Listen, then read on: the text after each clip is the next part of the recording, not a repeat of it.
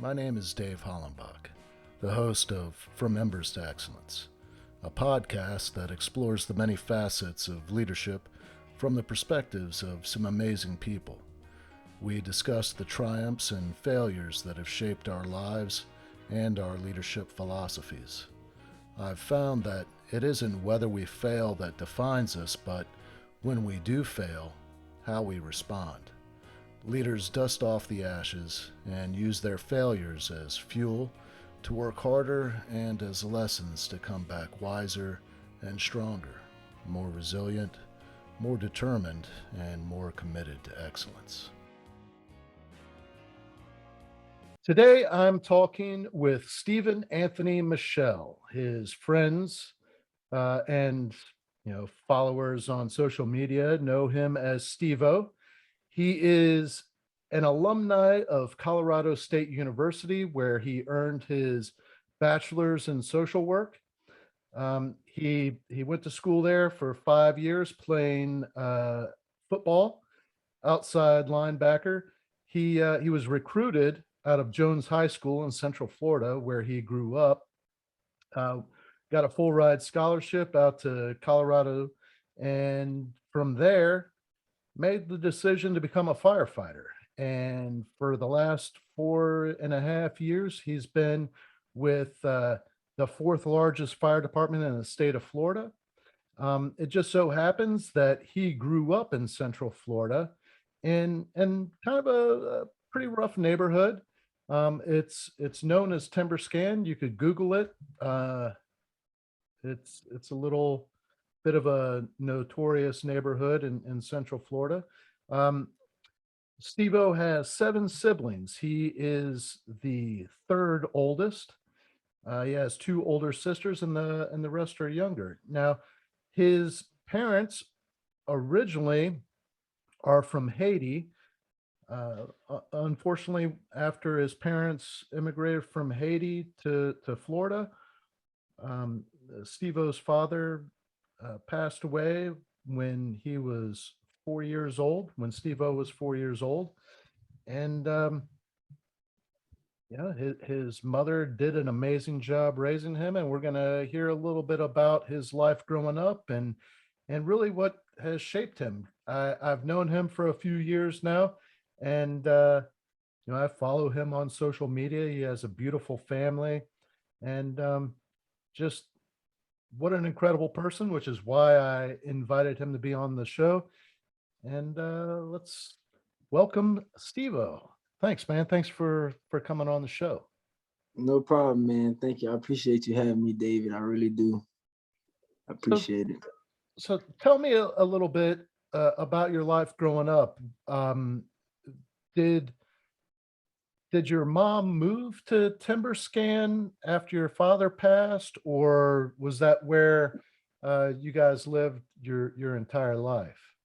So originally, I was born in Fort Lauderdale.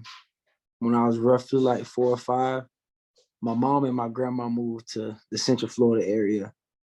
Um, we didn't necessarily move to Timberscan initially, but was in that Texas Ave Rio Grande area, which is the area where Timberscan is. We stayed in several different apartments, and eventually we ended up in Timberscan when I was in second grade, and I didn't leave Timberscan until maybe I graduated college slightly before I was about to get into the fire department. When I went to college and came back home to visit, and actually came back home forever, I actually went back to Timberscan because that was my primary address. That's where my mom lived, my 7 siblings, my nieces and nephews. So I've been in Timberscan for a while. Um, it's not the first place we moved in, but a place that we would call home eventually, because I was there from grade all the way until after college, essentially. So I was there for a while, man, long time. The bulk of your young life, you lived in Timberscan, and it wasn't always as rough as it got. Um, but can can you share with the listeners your experience living there and growing up there? So my experience living there growing up, it was now actually looking back on it, man, honestly, I don't even know how I made it out, because that was my norm. Stuff that was going on there, the way it was ran down, the way what we would call the dope boys hang outside and the kids run around and all the drama and chaos that always went down, police running in and out of the neighborhoods, taking people to jail, jumping out on people, the drug dealers on the block and stuff. That was normal for me. That felt like home. That felt like my norm. That felt like that's the way life was supposed to be lived because we stayed in that area. I never been 2 miles outside of where I was from until I went to Colorado State. I never been outside the state. I never been outside anything like that. So that was normal for me until I went to Colorado State and I look back at those times. I'm like, man, how did I make it? How did I make it out?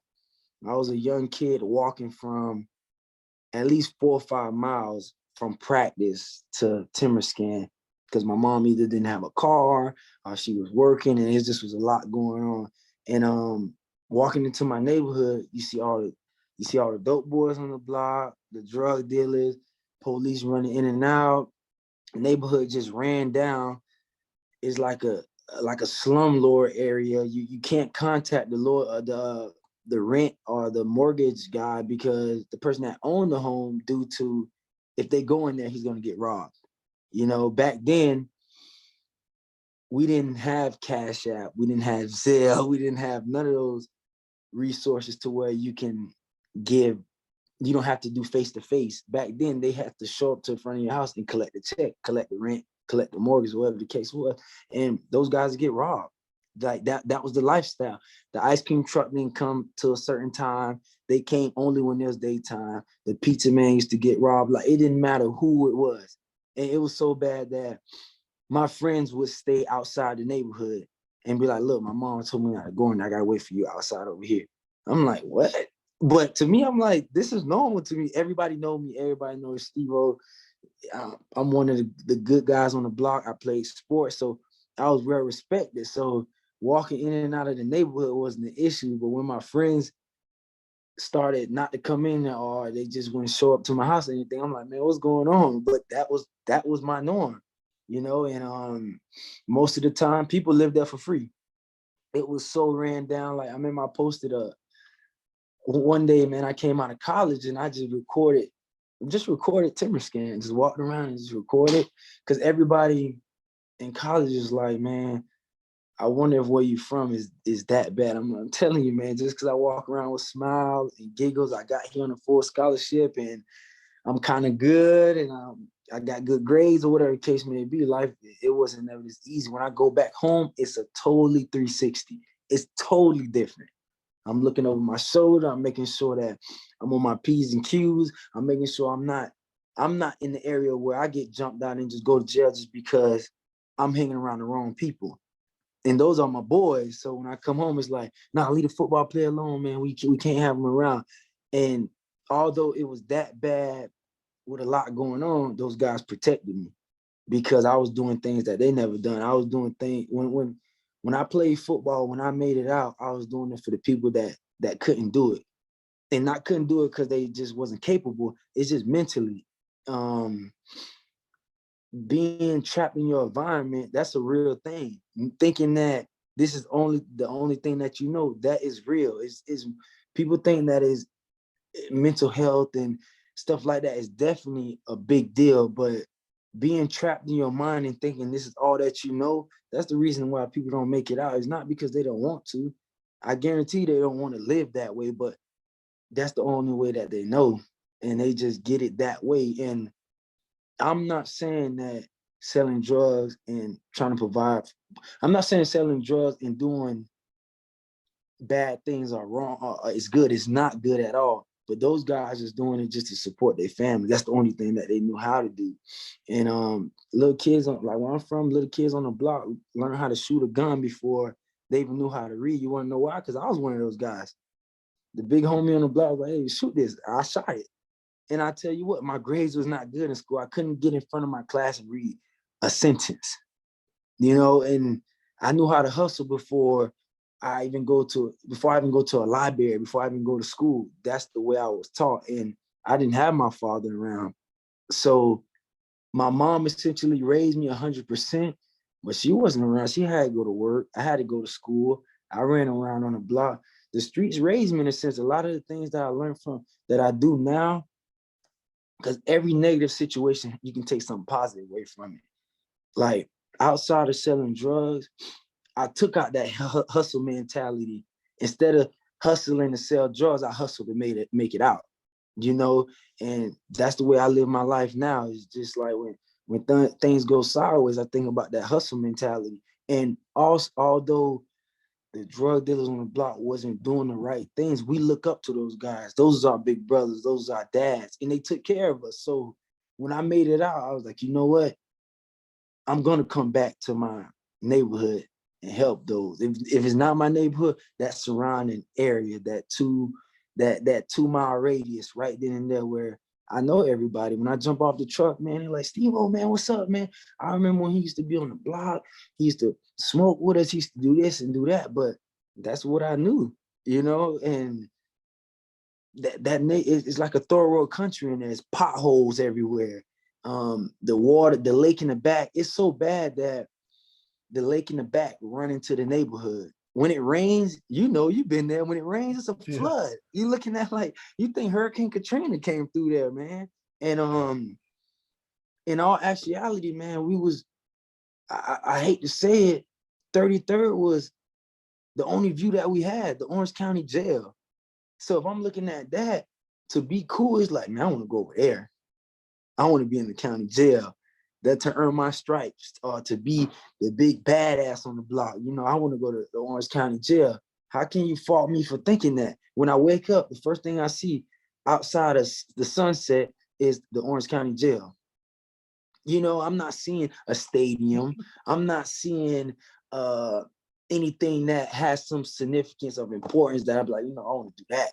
It's either I seen police running in and out of the neighborhood chasing the guy in the Orange County Jail. Then the guys come back from jail like, man, I was in the county, man. Yeah, I held my own. Like, the boys can't hold me in the county, blah, blah, blah, blah, blah. And you like, man, I want to know what that's like, going to the county jail. And it's a real thing. And like I said, it's like a third world country. And I mean, everybody's just fighting for survival, just trying to make it out in their own way. And majority of the time, making it out there was trying to make fast money, and I can't sit here and tell you, I'll lie to you and tell you that I wasn't involved in those things. I dibbled and dabbled and did the wrong thing, but I didn't have a man to come home and be like, look, man, get your behind inside. You need to get on your schoolwork. My mom barely knew how to speak English. She barely knew how to read and write. So that trickled down to my learning habits, my learning lifestyle, that I didn't fully understand the language or reading writing until I was in like maybe 9th, 10th grade. I struggled in school when it came to education, but you look at it, my mom never helped me on my homework. She didn't even know what to do on my homework. Once you get to go to school, you come back home, that's it. And we just didn't have, the lack of resources in that place was terrible, man. No, the lawn wasn't getting done. Man, stuff get broken in that neighborhood. That's it. You just done. And then eventually it just get ran down to where you just like, this third world country. You step outside of that, you go 2 miles down the block to the Millennium Mall. It looked totally different in that area. Yeah. You go even towards the Citrus Bowl area, you go towards Pine Hills, Claricona, Ocoee, or whatever. It's totally different. So it's just the best way I can describe to you. Just think about it, ran down third world country. That's pretty much what Timberscan. And they called it Pakistan, so that'll tell you. So When I was running out of Station 50, we called it Little Mogadishu. what that mean? Well, Mogadishu is where Black Hawk Down, that movie Black Hawk Down, when they had operations going on over. It's a third world uh, country there, and they shot down that Black Hawk helicopter, and it was all over the news. back Oh, it then, is. but that's essentially when you drive in there, it is like a third world country. It is. It's funny because my wife to be, man, we travel a lot. We go to different countries, and I'm like, man, because people used to say it was third world country, but I never knew what a third world country was besides looking at books and TV. So then I actually went to a couple of third world countries. I'm like, whoa, this, this, and I felt, and sad to say, I felt like home. You know what I'm saying? Because it felt like Timberskin. I'm like, man, I feel like I belong here because I did all them years in Timberskin. I'm like, it feels exactly the same. And when I show my wife, she like, yeah, this does look like that video. So it is what it is. So Now, have they condemned all the buildings there, or honestly, I ran a call there right before I got promoted. Everything in the back is knocked down, but it's at least 10 people still living there. They still holding on strong. wow? And you know, the young lady that got killed by the guy in UCF or whatever the case is, and he ended up killing himself. They found the young lady in Timberskin about 3 weeks ago. No kidding. So it's still it's still popping off over there with only 10 people there. So That's one way in and one way out, that's it. and it's when I first got on the department in '99, it was full. It was a full neighborhood, and we would always run calls in there for assaults, shootings, stabbings, Yep. uh, fires all the time. And with the way the construction of those buildings were, a lot of times they were pretty run down, and it Yep. was easy for fire to spread through Yep. those units rather quickly. Yep. You know Mm. what's so crazy is I was riding with one of the older guys, and they some of the guys talk about situations that happened there. Oh, I remember we was in Timberskin, we got a call, this, that, that. I was like, oh, that's when such and such died. Oh, that's when such and such died. Because I was young and I was living there. I remember the stuff, and I was like, yeah, I was on that call. Was he in this room? And they said this right here happened. And I'm like, yeah. And I'm like, this is crazy. Hey, this is crazy how young I was, and the older guys was just running in Timberskin, and I worked for the fire department. That them guys explaining the story to me, and I'm there watching it. So it's crazy. You must have had some role models or some mentors once you got older and got into college, and maybe some people that encouraged you to go into the fire department. Well, let me ask you that question. What made you want to become a firefighter? So what made me want to become a firefighter? So I was at Jones High School, and I was in 10th grade. This guy named Arthur Battles. He used to work for not Orange County, Orlando Fire Department, the city, for 30 years. He just retired, and he's from the rough side of Orlando as well, but on the other side called Carver Shores and Richmond Heights area. He went to Jones High School. He went there back in the day, and we had an impact program. The impact program was for the kids that were at risk, and I was one of the kids that was at risk of maybe not graduating or need help, need some type of guidance. So the media lady was like, "Hey, what you want to be when you grow up?" I'm like, "I'm going to the NFL." That's what I'm doing. I'm going to the NFL. And she was like, "No, no, no. I'm talking about a real profession." I'm like, "I really don't know. I don't know." She's like, "Okay." So she paired me with Mr. Battles, Arthur Battles.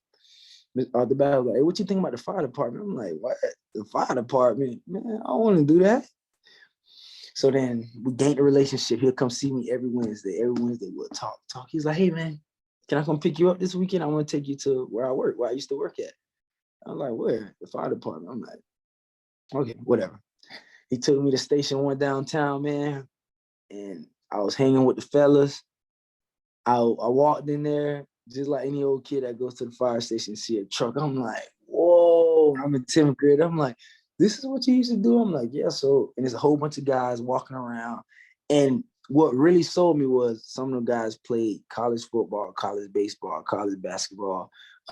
Some guys didn't. Some guys, fathers was in just a firefighter and they decided to do it. Some guys' backgrounds with sports, some guys' background with just business. And I'm like, if my background is sports and they doing it, so that means I can do it. Then if Mr. Battles, another African-American brother that came from Joe's High School doing it, so I can do this too. And I'm like, you know what?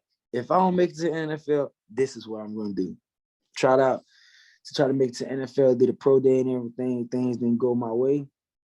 Got back home, contact Mr. Battles, like, look, man, I want to get in the fire department. What I got to do? He gave me the steps. He checked on me every day, make sure I was doing it. Bam. And I got in with Orange County. That's pretty awesome story, man. Because I grew up. My dad worked for Orange County. I grew up in the fire department. I know the way that I grew up is quite a bit different than the way that you grew up.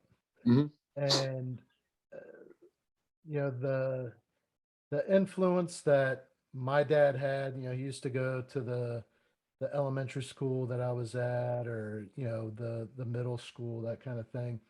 But one of the things that struck me when I got older and I was on the department, and there's not, if you look at the Explorer program, I remember seeing one of the groups that there's no African American kids in the Explorer Mm-mm. program, and I would imagine, you know, going to Jones High School, the kids that were in the Explorers were probably equivalent to like the band, the Pretty marching much. band. Yeah, yeah. so That's true. so not a lot of, I would imagine, not a lot of encouragement to go into the fire department, Mm-mm. and like not really meeting anybody that worked in the fire department until you were in high school that really took an interest in you. And like, I mean, I I'm like, that's so freaking cool. And I would love to do something like that, but I know, just, if I were to show up at Jones High School and tell a group of African American kids, It like, wouldn't you mean should, nothing. no, It not a wouldn't mean freaking anything. thing. I mean, we just being honest, like Yeah, no. presentation and someone that actually looking like you. And then sometimes you don't even have to be looking like you come out the same situation.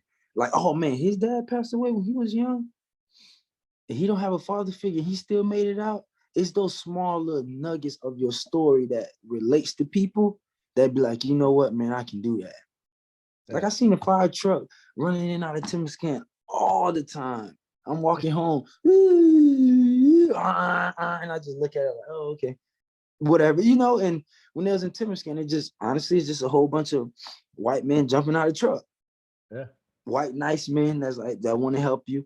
And I'm like, okay, I mean, whatever. It wasn't a big deal, but as I told you, presentation, an example, somebody that not he didn't even have to look like me. He came from Jones High School. He's from the inner city. Everything about him was an older me. And I'm like, man, you know what, man, I can do that. And if you look at sports, you look at the guys that come from the inner city, the stories that they tell are the guys that look like me, come from the inner city. And then guess what? I'm like, well, if he can go to school to play football, why can't I? It's what's being presented on TV or just in front of your face that make you be like, you know what? I can do that. Why not? So we have more presentation, 100%. Like right now, honestly, Dave, I got so much of my homies in the fire department, I can't even count. They didn't know anything about it. They're like, hey man, you in the fire department? Like, what is that about? I'm like, yeah, it's this. You know, you work 24, 48. Most of the guys are athletes, of course. So I'm like, you hang around a group of guys, the camaraderie, the family. You work 24 hours, you run calls. The fire is like your game day. Extrication is like your game day. Do your job, go back to the station. The gathering around, how we clown around in the locker room, we do that at the dinner table. Man, it's a good time, bro. It's like hanging around with your friends, pretty much in the essence. But you have rank structure and stuff like that. They like, sign me up. I never, I never knew that. Now they in there, like, bro, I love this job, man. Where has this job been? I said, it's been around for a long time. It's just that it just wasn't pushed heavily, honestly. Yeah. So now I'm one of the guys. I work for the wellness program with Orange County. I'm one of the guys that go out and help recruit and talk to young guys. You see, I push it a lot on my social media. If I show you my DMs, they countless of people. My wife be like, man, you are really an influencer, man. People look up to you, man. I walk around on the streets, they just come up and start talking to me. Oh, you SteveO, right? You know, blah, blah, blah, blah, blah, blah. I'm like, yeah, man, what's up? And they're like, I thought I'd never see you in person, man. It's cool. I'm like, look, man, you know, most people heroes are people that never see you. I'm like, man, I'm a real life hero. And that's how I carry myself. You know, I'm never too good to talk to anybody. I'm never too good to go back where I'm from. I'm never too good to just take that moment to explain to a kid like what the fire service is like, what it is, how did I make it out? How was I able to stay so poised in a situation that was so terrible? How did I learn from my mistakes and stuff like that? I get questions asked all the time, and I'm always there to talk about it. I love it. I love it.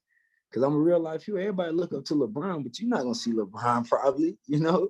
Yeah. You're not gonna see the Cam Newtons, you're not gonna see, the Beyonces and stuff like that. Jay-Z, you just not. You're not gonna really see, you're just not. It's one in a lifetime. But I walk these streets all the time and I'm able to connect with the people that's where I'm from that I see regularly. So Before we started recording, you let me know that you just moved to Station 42 with your promotion. You got promoted to engineer or lieutenant? engineer. Yeah. So early on in my career, I was always told that, engineer is the best job in the fire department. And I tell you what, I went from engineer to lieutenant, and being a lieutenant was the best freaking job in the fire department. And then I made battalion chief, and that was the best job in the fire department. Like I got to hang with, instead of just one station full of people, it was 6 stations I got to hang out with, Yeah. and it just, I'm not going to take anything away from engineer, because man, that was a great job. Driving the fire truck is freaking awesome, is it not? Yeah, it is, man. The kids love you more than the lieutenants and everybody else because you're driving. Yeah. So one thing that I want to touch on is, so as a firefighter, you worked at Station 50, which is right down the street from Timber Scan. Yeah, yeah. That's Timber Scan is in Station 50's first due. Um, you know, 33rd Street is Same thing. 50's first due. Same You thing. know, Yeah. uh, 33rd Street is the county jail, and that houses both men and women. Um, and it's not, I would imagine it's not like the easiest county jail to get along in. It's Mm, kind of mm, rough. yeah. Yeah. But from there, you get promoted and you go to Station 42, which is uh, constantly neck and neck with 50 for call volume. Hmm. And where Station 42 is Pine Hills, which has a couple of nicknames: Crime Hills, Choppa City. Hmm. Uh, well, you go from one uh, pretty rough area to another rough area. Do you feel like when you jump off the truck there that you've got kids looking at you and like going, what the heck's going on here? Yeah, 100%. Because it's honestly, Pine Hills is another inner city. It's just more of it, how can I explain it? Pine Hills is like more people own their homes. It's still the inner city. It's still rough, but it's a step above 50. More people own their homes and they try to do well with it for the most part, but it's still in that rough area. Um, it's still predominantly Haitians and African American in that area. Um, it still got one of the high schools over there called Evans High School, and but jumping out the truck is the same exact way. Hey man, what's up, man? And they just think that if, let's say, everybody on the crew is Caucasian and I'm the only African American, they'll only want to communicate with me, or they want to ask me questions. Oh, you a fireman? I never seen a black fireman before. What is it like? Or some of them even know me, because my some of them even know me because I 50 and Pine Hill, everybody is cool. It's just everybody know each other from playing sports or whatever. So I jump out the truck. It's majority of the time it's somebody I know out there. And my lieutenant like, Steve, we can't take you nowhere, man. Everybody know.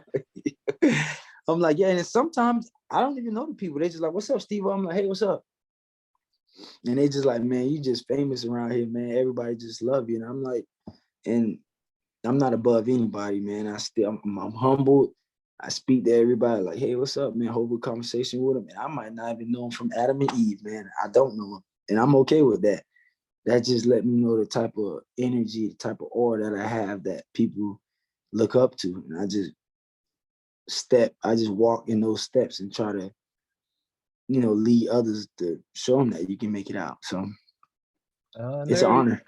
and there you said the key word, lead. And like from the first time that I met you, the way that you carry yourself, and I knew that you had played college ball, and I was like, man, this cat's a freaking badass, man. I mean, like, because you're pretty beefy, you're in really good shape, and like, man, this freaking guy, like, I don't think I ever got to really run any calls with you, Nah, but man, like, I used to see you at the Fit Pit a lot, and just you have a stellar reputation. You know, people would always welcome you at the station. yeah, yeah. So I mean, I try to. I mean, I came from a lot, man. So it wasn't easy to make it here. So I try to walk in that way to where I know that the good thing about me is that I know I am a role model. No matter where I go, I give that, or I give that energy. I know it's people in the room looking up to me. So I humbly accept that challenge. I accept that role. And even though my lieutenant is my lieutenants or any other lieutenant, when I walk in the station, it's like, man, we got Steve over here today, man. It's just being respected. And I make sure I don't want to do anything to sabotage that, because my uh my colleagues look up to me as well, just as much as my neighborhood do, just as much as when I went to Colorado they do it. When you realize you have a platform, you can use it for good or bad. I want to use it for good, you know.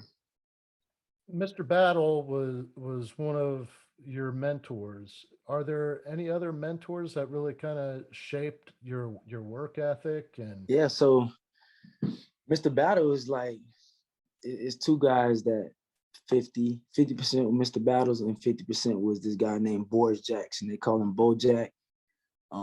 He was raised in the city of, I don't know if you know where Station 7 is in Lake Man Estates. Is another rough area. He came from out there. He went to Jones High School. He took me in as like his son, big brother.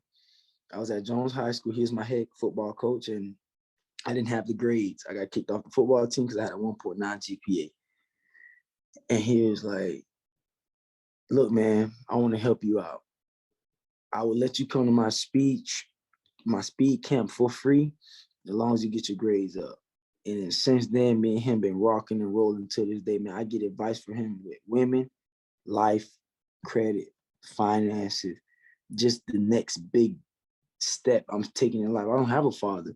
So I have to I gotta look at my team to help me out. And my team is the people that surround me, the people that keep me grounded. I look at, so Mr. Battle and Bojack shaped the person that I am today. I give them all the credit.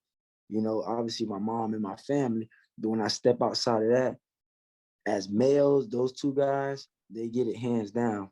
And I still look up to them to this day. If I have a problem and if I need a male advice, I contact those guys and I get that advice. And he was my speed training coach, a speed training coach that turned up into a father figure pretty much, you know, and that's just what it is. I had to use mine now that I didn't have a father. I had to use my outside resources, role models. I think mentors mean everything in this world, man. I think we don't give mentors / teachers enough credit.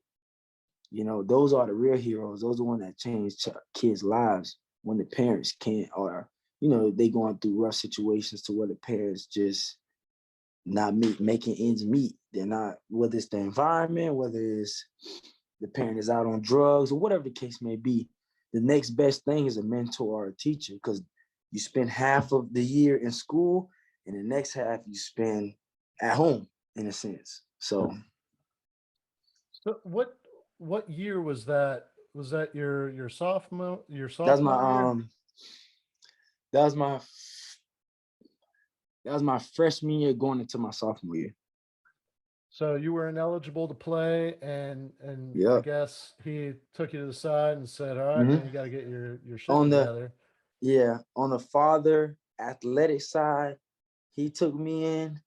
On the mother academic side, a young lady named Catherine Kewen, one of the only Caucasian teachers that was at Jones High School. It's roughly, maybe I can count on my hand how many Caucasian teachers was at Jones High School. That was a predominantly Black school, and most of those teachers that was at Jones High School, they chose to go there. So they were genuine, they was loving. Most people like, nah, they get done, get their teacher certificate. All right, you want to go to Jones? I'm not going to Jones. So those teachers appreciate it. If you look at Jones High School, it's around the whole inner city, the ran down areas. So the teachers knew what you was getting. You might get a kid that didn't eat that day, that come from a rough neighborhood, come from don't have any manners because they're mimicking their parents or whatever the case may be. And Captain Curin took me in. I remember she wrote me up on a referral. Quick story, she wrote me up on a referral. I came from a rough night at home. I didn't sleep. I didn't eat that night. And I'm just in Timothy Scams just running around. You know, I just went to school and I wasn't listening. She's like, Steve, you need to do your work. I'm like, man, I'm not doing no work today, man. It's just like that. I'm not doing work. I don't feel like it. And she was like, when she said one thing, I can't remember what I said, and she kicked me out. Got wrote up on a referral. She's like, I'm gonna call your mom. I'm like, call my mom. She's not gonna do anything. She don't even know English. You know what I'm saying? So she wrote me up on a referral, and I was in ABS, alternative bell schedule. I went to school after school. So the kids got out at 2:30. I went to school at 3 o'clock to like 6. And it was my birthday, and I was in ABS. Somebody knocked on the door, and the teacher was like, "What's going on? Hey, how you doing?" She's like, "This is Catherine. Can I speak to SteveO?" I'm like, what does this lady want? She the one wrote me up while I'm here. Walked outside, and I mean, she just told me, just gave me positive reinforcement, things I never heard before. You are smart, you are intelligent, you are a handsome young man. I think you could go ways in life. You just need to change your environment, you need to change the way you think, you need to change the people you hang around. I'm willing to help you get your grades up. You are a great athlete. I'm willing to help you get your grades up so you can play on the football field. And I'm looking at her like, but you the one that put me here. That's what I'm thinking in my head. But then since then, every day after school, I'll be in her class, and she was my football mom in a sense. Football mom is on Fridays, they give you food and, you know, give you pom-poms and all that type of stuff. And since then, now she's the godmother of my oldest daughter. Now, you know, so that's what I'm telling you, man. Mentorship and teacher are important, 100%. So she took me home one day. Then she began to understand why I was the kid that I was. She walked when I went with her inside Timber Scan. People thought I was coming in with the police. When she left, they was like, "Steve, oh man, what you got going on, bro?" I'm like, "No, that's my teacher." I was like, oh, "Okay, you know, I thought you bring the police up in here." And when she walked in my house, and one day I sent a video to you. She walked in my house. She was like, "Whoa, how do you come to school, man? How do you, you know?" Now I know what you're thinking, but how do you come to school? How are you so like poised? I wasn't a bad kid. I just didn't care about doing anything, you know. And she was like, and since then, she understood me. The only teacher that did, when I got in trouble in classes, they said, "I'm sending you to your mom's, Miss Cuban, Catherine. I'm sending you to my." I go in there and she just talked to me. Even when I make mistakes, she still believed in me. Even when I failed, she still believed in me. And I didn't know about college until she told me about college. I was like, "Well, what's college?" And then we started looking up colleges. Colorado State came up, and she was like, "You going?" And then I went. So all I can say is, man, I'm just grateful for my team. I call it my team. We need a team, man. So Yeah, that's pretty freaking cool. Well, I'm sure that there are people that you mentor informally or formally, because I would imagine that there's young men and women that seek you out, mm-hmm, that follow you on social media and all that. mm-hmm. Uh, What what advice would you give to somebody listening right now that um, is really in an environment that you grew up in and really doesn't see uh, an opportunity to make it out of there?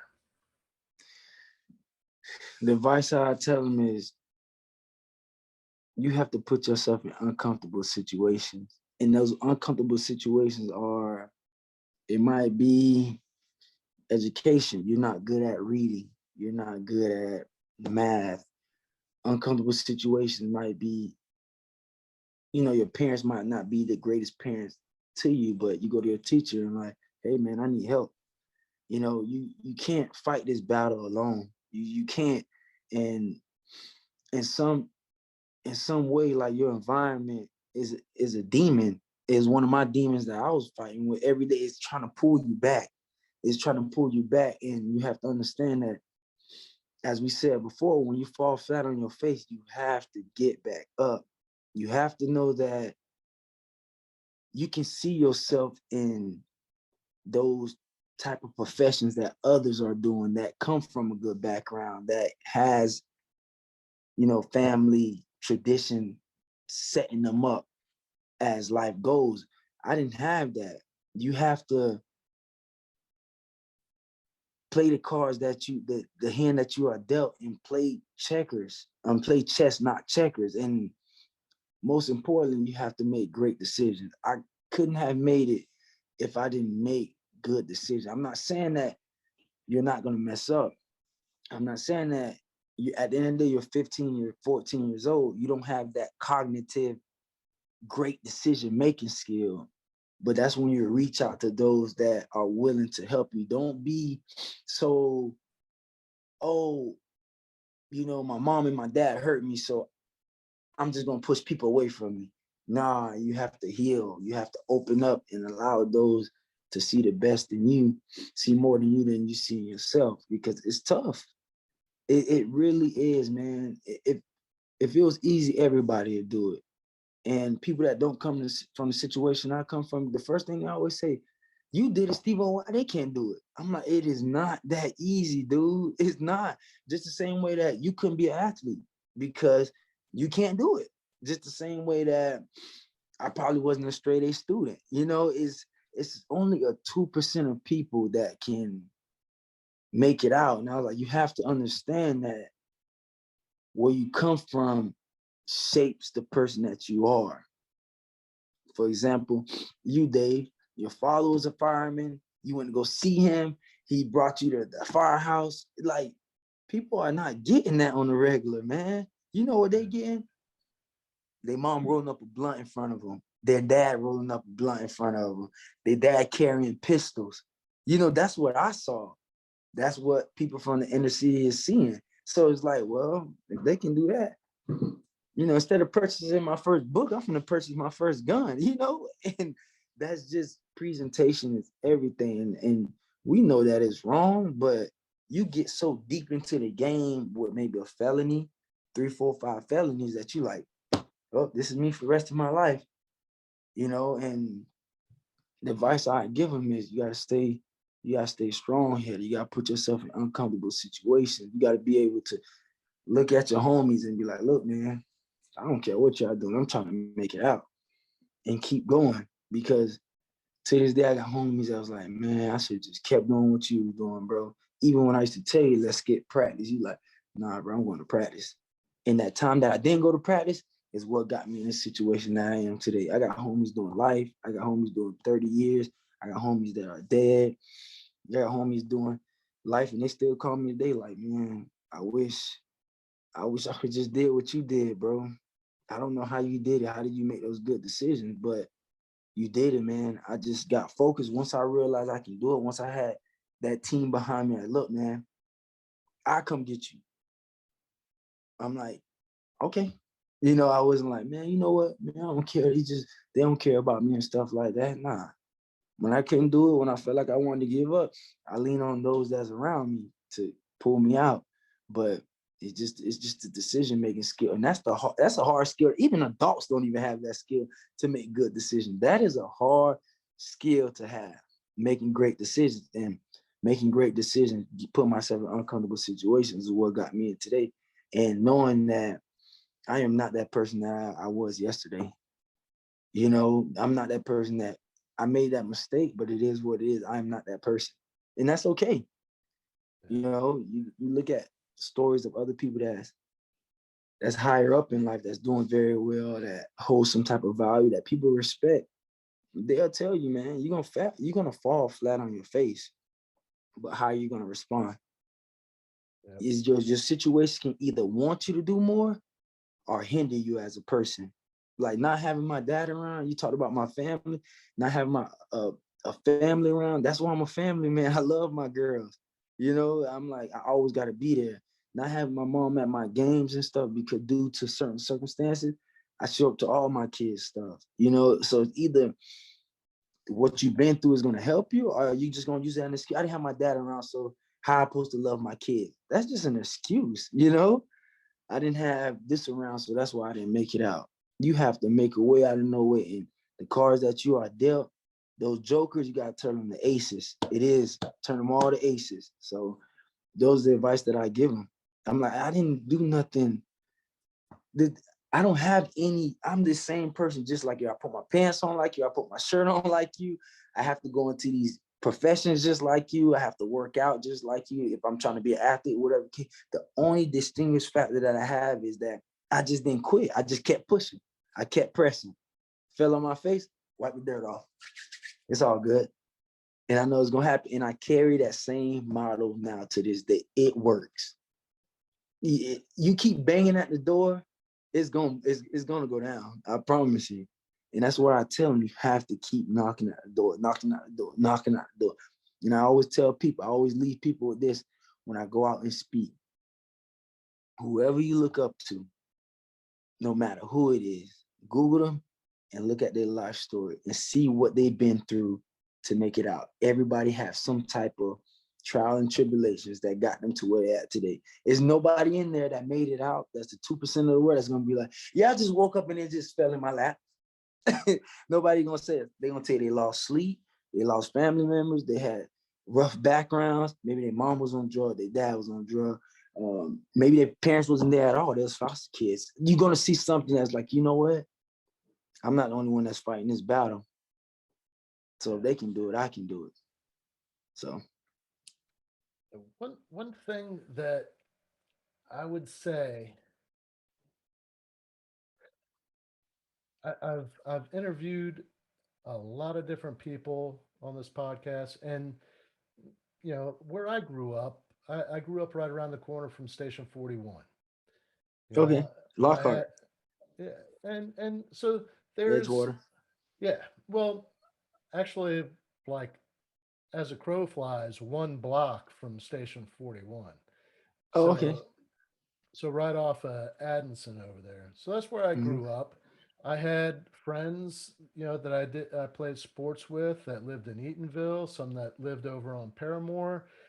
It was those individuals had something that I didn't have, and that is that grit Yep. where Yeah. Yeah. where you I can't remember a single time that one of them complained about the Yeah. conditions Hmm. that they lived in. Never once. But I knew it wasn't a good place to be. Like, they were tough. The on the wrestling team, they played football, they wrestled, maybe ran track. Um, I wrestled and ran track. So, like you, a lot of times they didn't have rides, to get home after practice or uh, get to the meets. And on occasion, I would get to see, some of the homes, and I always thought, man, they're a tough motherfucker. You Yeah. know, Yeah. Yeah, man. I can I see it in my kids, and because my mom, my sister, they still live in the inner city. I see it in my kids. Like my niece, man, she's a badass. I'm talking about like man, she'll go beat the boys behind. She don't care in sports, physically, mentally. And my girls are like gushy, like, oh no, I don't want to. I'm tired. It's just she got that grit, you yeah. know. And like I tell people, man, the struggle build champions. You got to go through something, man. And that's how it is. Like that's how I was playing football, man. It was my safe haven. Like that what kept me out of trouble playing sports. I never went home often. Every time I went home, it was nighttime because I stayed in sports. It was my safe haven. I come home in the hood, everybody like, man, you heard about what happened? I'm like, no, I was at practice. I dodged the bullet. Woo. Because that could have been me. Hey, man, Steve, well, you heard what happened, man? This right here happened. We were sitting on this green tank, the green tank we always sit on. And the police jumped out on us and took all of us to jail. Who dodged another bullet just because I was at practice. You know what I'm saying? Like it was my safe haven. And when I went to practice, I went to I want to make damage. You know, like I'm trying to knock somebody out. I'm like, because it's my safe haven. It's my where I can release and have fun. Is where I felt the most wanted and needed. It's like, man, we need Steve over here, man. And it just it just built that grit, man. I just go out there and the guys like, man, you my wife to this day, like she like you just so poised, man. It's like nothing bothers you. It's like I'm like, look, man, I've been through worse. We should make it happen, and versus her Yeah. just crying and being upset. I'm like, look, man, just calm down. It's gonna play out. You wanna know why? Because I've been here before. you know. So you're right, man. You get that grit, and that's how I live my life in everything that I do. I'll just look at it and be like, you know what, man, I've been here before. I just turn that switch on. Everybody don't have that switch. You know, I don't mind being boxed in the corner. I'm gonna come out. I promise you. I'm like that little dog that he been in the cage, and when you let him out, that's it. So that's the mentality that I carry. I try to teach my girls that, and that's the type of mentality I tell guys that guys or girls that contact me and like, man, I need some advice. I'm telling you, if I show you my Instagram, you be like, whoa, like you just like a low key hero around here. And I'm like, look, man, you gotta want it more that they don't want you to have it. That's the difference. You have to. Just like that person don't want you to have, you gotta want it even more. Then it's just that simple. So you gotta use your struggles as motivation. if you don't care, why should the next person care? So that's just how I live. If you don't mind, when I publish this episode, I'd like to share your social media account in the show notes. That way, if people want to see what you're up to and follow you on Mhm. social media, is that cool with you? Yeah, go ahead. That's fine, man. I love when you share my social media. You know how I like to spread positivity, love, energy, and some people see all laugh and giggles until I post like this is where I'm from, this is where I made it out, and they can just see step by step. I have people to this day like, man, I've been watching you since Captain Q and my mom, my second mom. I've been watching you since Catherine posted you on her social media when you was in ninth grade. They write me. And I'm like, wow, I remember when you signed your scholarship to go to Colorado State. I remember when Jones had you speak on the news about what it's like passing the FCAT for the first time and all this type of stuff. I'm like, what? And I'm like, man, I've been watching you for a long time, dude. And I'm like, man, that's nice. So yeah, absolutely, man. I would love it. Go ahead. I have no problem with that. Cool. And just for those listening, would you mind giving giving your Instagram handle? So if they, So my Instagram is SteveO, STEVEO, tatted up, TATTED, and the number 4. My Facebook is SteveO Michel. You can find me there. I'm always posting positivity, spreading good energy, showing where I'm at now and where I came from, and just having fun with my girls and my family, and just showing those, man, that's better out there, traveling to places I've never been before, places I've never even thought about going, and most importantly, showing what it's like in the fire service, what it's like coming from the inner city and being able to hang with the guys in the fire service and be an engineer and having guys look up to you. And I also share my background of playing sports. Why I didn't make it to the NFL? What was the problem, or what happened, and things of that nature. So just spreading positivity and love. yeah, real quick, why don't you share that story? How come you didn't get into the So NFL? I went to Colorado State, man. And first and foremost, I just want to thank Colorado State just for giving me a scholarship, because I wouldn't be where I'm at today. I wouldn't have a degree. I damn sure wouldn't be able to have paid for school. So, I'm always grateful and thankful for what they have done for me. Coach Fairchild, which is my first coach, giving me a scholarship. I just want to thank you. But a part of me believed that they had enough Steve-O's in the NFL. We need to have you go impact somewhere else. Ultimately, I went through 3 or 4 head coaches, a lot of position change, defensive scheme change, and on my team, we had great athletes.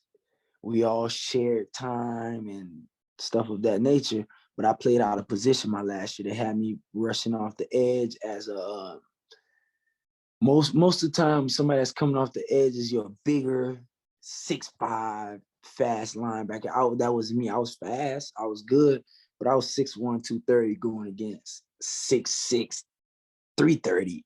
And I did fairly well. I didn't do bad at all. And most of the scouts was telling my agent like I was undersized, and they wanted to see me as on my true position, outside linebacker. How about we send me to the CFL? And I'm like, look, man, I already spent time away from my daughter in the CFL. I'm like, I didn't want to go to the CFL and be right back in the same situation I was before, trying to figure it out. So I was like, you know what? And it bothered me a lot, man. I didn't watch football for a while. It hurted me when I went home. Like, I was embarrassed, and my family was banking on me to go to the NFL. Like, I mean, I knew I was gonna buy my mom a house. I knew my siblings was gonna be out of the inner city. I was gonna move them out, everything, man. When I went home, they like, when you gonna get a call when you go to the NFL? And I'm like, I didn't even know what to tell them. The homies on the block like, yeah, you're gonna get that call soon. We're gonna see you. And in my head, I'm like, Nah, it's over. But they don't know. I'm like, they didn't know. And I'm like, nah, it's over, man. But I end up getting into the fire department, realizing that I can show people where I'm from is not there's multiple ways of making it out. It's not only just football.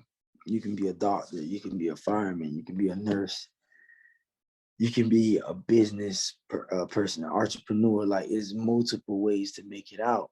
And now people are starting to realize that. And the house I dream of having, I'm living in it now. The car I dream of driving, I'm driving that now. When I went to NFL, I'm gonna give me a Camaro. I'm driving that now. You know, and I realized that I just wanted to, of course I love football, but I wanted to make it to the league for certain things that I can get that just doing that, just working a job, and we don't realize that until we get older. So now I'm preaching to the kids, hey, if you good, go do it. Don't go, because it got me a scholarship. I love it. I go, if I can do it again, I'll try to go to the NFL again. But just understand, if that don't work out, don't get down on yourself. Go make your go make a legacy somewhere else. And that's what I'm doing. Like, I'm just as a role model as a fireman, just as I was as a football player. When I was on the field, like, SteveO, hey, come here, give me an autograph. When I get off the truck, SteveO, what's up, man? Like, it's just the same. Guys reaching out to me of how to get in the fire department, as the same way when I was in college. Hey, how do I make it to college? How do I become a good athlete? So I realized that I'm a role model no matter what I do. You know what I'm saying? So, but that was that happened. I just went through multiple coaches, playing out of defensive schemes that wasn't my style of play, and that was it mainly. Part of it is luck, right time, right place, right time. And I mean, it is what it is. As you move up in sports, that percentage of making it is small, and making it to college is a big deal, because a lot of people don't. So I'm just grateful for that. And I played the highest of the highest. I played Division I football. So I'm blessed. I'm thankful. I wouldn't have it any other way. Who to say that if I would have made it to the NFL, I wouldn't be the person that I am today. So everything happened for a reason. I believe that wholeheartedly. God ordered my steps. I'm here, and I'm taking it with honor, and I'm just as happy as where I'm at now. I have to believe that, there's somebody whose life that you've impacted that you wouldn't have had you gone to the NFL. Correct. That's actually, yep. Honestly, So, yeah. I tell you, man, talking with you, you told me a lot of stuff that I didn't know. But man, this has been a really great conversation, and I plan on doing some talks at some of the local high schools and stuff. And Hey, um, contact me. I will be there. all right, man. That's what I do, man. If I slow down because COVID, nobody didn't want you in their school and stuff. Every year I go out to Colorado States to Bolts. They have me speak to their at-risk youth kids. I do that on occasion.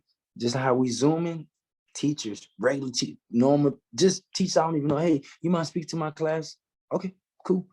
You know, if you look at my Instagram before COVID, I was posting me going places and talking and stuff. So that's what I do, man. I just share my story. I'm an open book. If you don't share, how you expect to change the world? You have to share. You have to be able to show those that's what these kids want to see. You have to. This generation is a show me generation. It's not about talking like, you can make it out, you can do this. No, they want to see somebody, show me somebody that been through the same thing like as me and made it out. That's it. Show me. So that's what this generation care about. And that's what I'm about. I'm about going around, speaking, giving my time. Whether it's at the Boys and Girls Club. I had a big interview with the Boys and Girls Club that had came out before COVID. And that's just what I'm about, man. The county got caught hold of my story and wanted to share it out and stuff like that. So I'm all for it, man.